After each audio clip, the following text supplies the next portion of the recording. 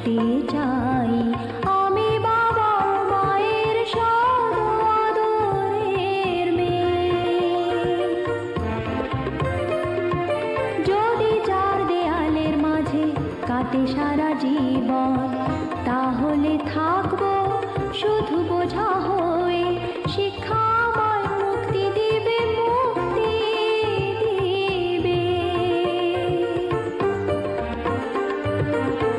আমি তো কালকের খুশি আর আশা, আমারও তো স্বাদ আছে, আছে অভিলাষা। ঘরে বেঁধে রেখো না